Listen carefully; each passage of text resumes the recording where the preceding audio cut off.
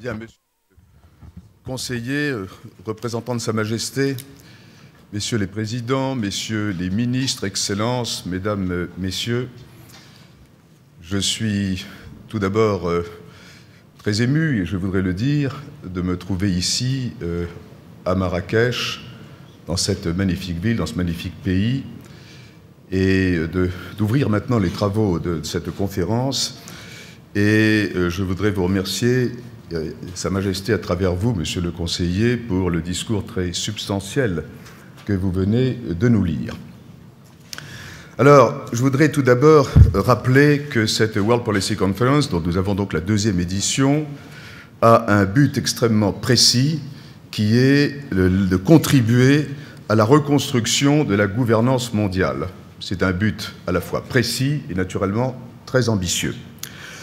Qu'est-ce que c'est que la gouvernance mondiale? Si on a inventé d'ailleurs le mot de gouvernance plutôt pour remplacer celui de gouvernement, c'est pour évoquer l'idée de mécanismes flexibles de coordination à une époque où un mode d'organisation purement hiérarchique ne permet pas de résoudre les problèmes auxquels le monde fait face. La gouvernance mondiale, c'est fondamentalement un problème de coordination de biens publics, de coordination de biens publics nationaux, parce que les États, les nations, les États-nations existent encore, et chacun a des vues qui ne sont pas les mêmes sur ces questions. Donc la gouvernance, c'est le problème de la coordination des biens publics nationaux.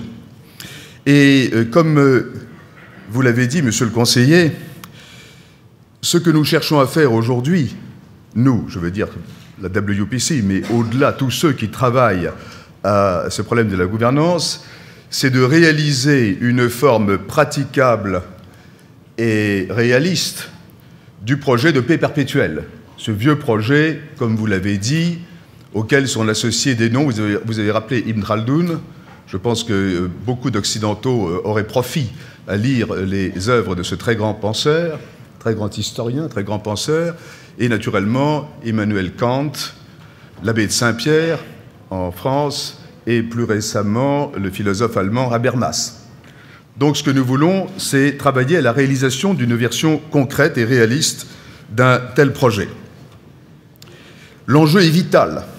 L'enjeu est vital parce que si nous ne parvenons pas à adapter nos structures de coordination à un monde qui change à une vitesse vertigineuse, eh bien, nous finirons dans le mur. Et nous aurons des crises très graves, dont celle que nous avons vécue sur le plan économique ces derniers mois ne serait qu'un début. C'est donc ce risque de crise structurelle majeure au niveau mondial qu'il s'agit d'empêcher, ça c'est l'aspect défensif, et au-delà, construire des modes de coordination pour un monde meilleur pour tous. Je regrette personnellement qu'après la Seconde Guerre mondiale, on ait remplacé la Société des Nations par l'Organisation des Nations Unies. Là, naturellement, il fallait le faire, puisque la Société des Nations était en faillite en raison des événements de l'entre-deux-guerres. Mais je crois tout de même que l'expression Société des Nations correspond davantage aujourd'hui encore à la réalité que Organisation des Nations Unies, parce que les nations ne sont pas encore unies, précisément. Et l'ensemble des États constitue une société, au sens sociologique du terme, beaucoup plus qu'une communauté. Ce que nous voulons donc reconstruire, c'est une société des nations. Et toute société doit s'articuler autour de deux grandes idées.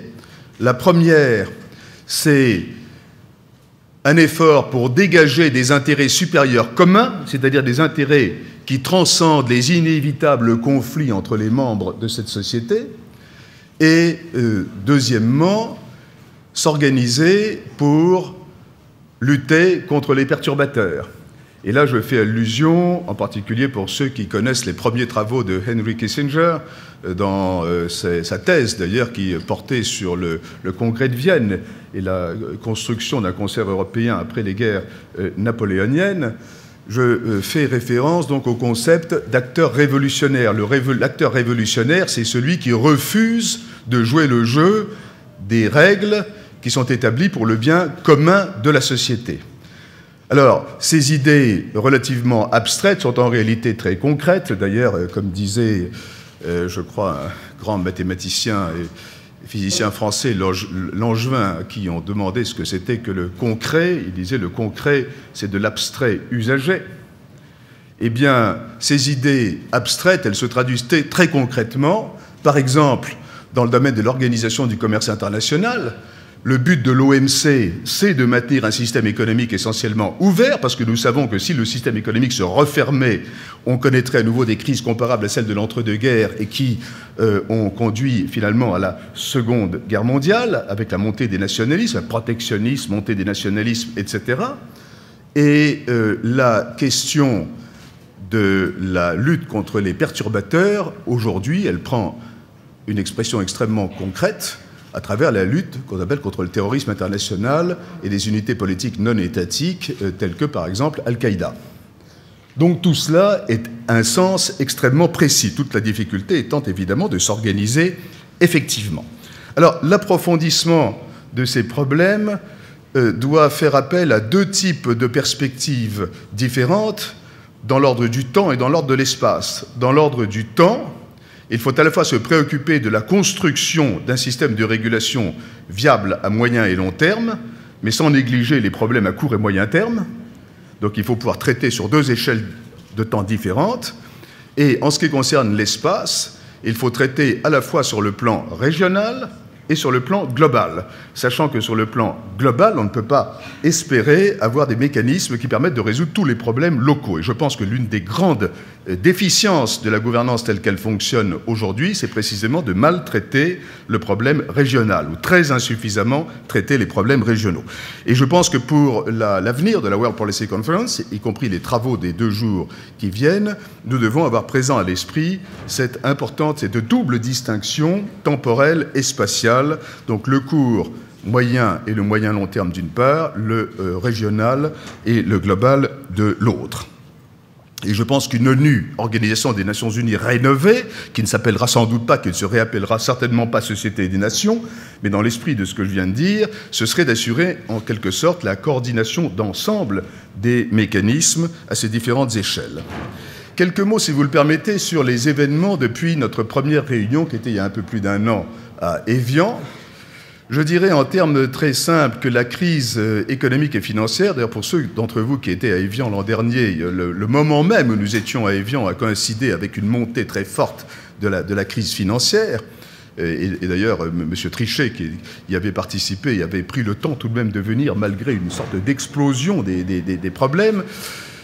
La crise financière est probablement, pour l'essentiel, derrière nous. Probablement, je dis bien pour l'essentiel, je pèse mes mots, derrière nous. À condition cependant de ne pas relâcher l'attention et de ne pas penser que parce que les choses vont mieux, on peut se dispenser d'effectuer les indispensables réformes. En ce qui concerne la crise économique, nous sommes loin, évidemment, d'avoir résolu la question, et la plupart des économistes pataugent encore, je pense que nous allons le voir aussi tout à l'heure, quand il s'agit de définir les stratégies de sortie.